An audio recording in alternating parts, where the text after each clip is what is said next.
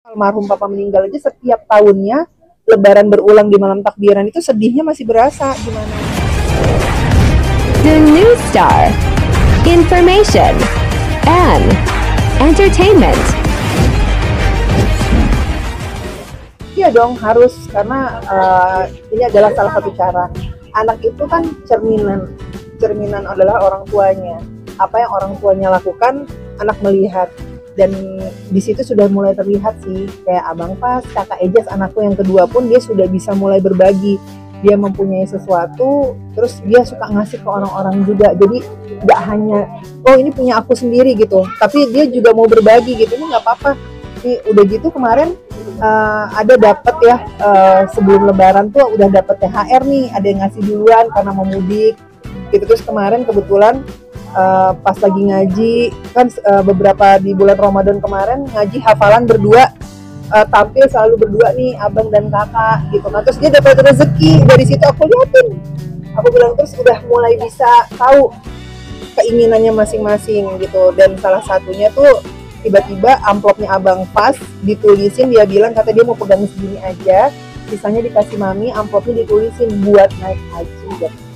Terus ada juga kakak Ejas ditulisin, sama dia ditulisin yang anakku usia 6 tahun buat berkurban gitu. Jadi memang semuanya tuh punya, karena terbiasa dilibatkan, diperlihatkan apa yang dilakukan orang tua, akhirnya mulai terbiasa dan mau gitu. Makanya aku seneng banget kalau suatu saat nanti bisa punya kesempatan bisa terjun langsung sama anak-anak, karena selama ini yang kita lakuin cuma berbagi takjil aja di jalan untuk para ojol-ojol yang mereka kerja di jalan nganterin makan, tapi mereka sendiri gak punya makanan dan minuman gitu. Dalam arti si Abang sendiri udah punya tabungan untuk haji gitu kan?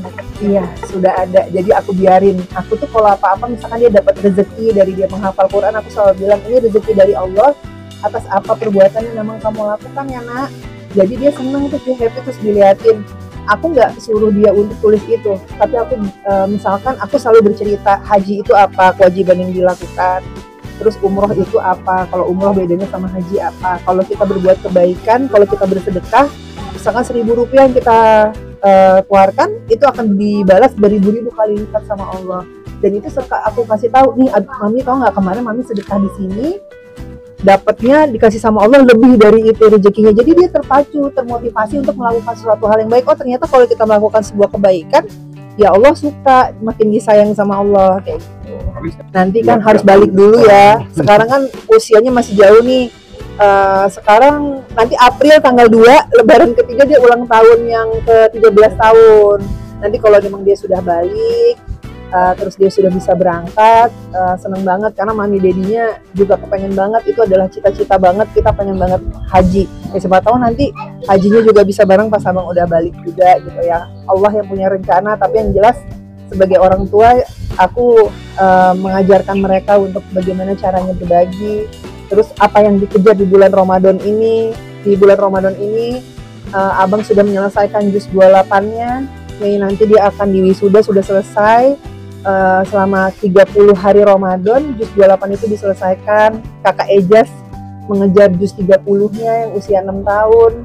Alhamdulillah berkah luar biasa ya gitu. Dan bisa tetap itikaf, bisa tetap beribadah sama Allah.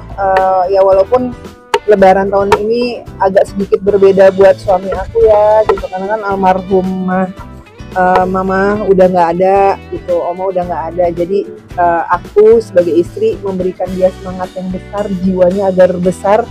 Pasti rasanya tuh luar biasa karena waktu 12 tahun yang lalu almarhum papa meninggal aja setiap tahunnya lebaran berulang di malam takbiran itu sedihnya masih berasa gimana Sony gitu kan, yang baru ditinggalin banget, dan ini adalah lebaran pertama tanpa orang tuanya, tanpa ibunya gitu. Jadi pasti akan lebih membekas gitu ya. Makanya aku bilang sama Sony, nanti lebaran pertama habis dari ibu aku, mama, ke keluarganya Sony, sorenya itu aku ke makam.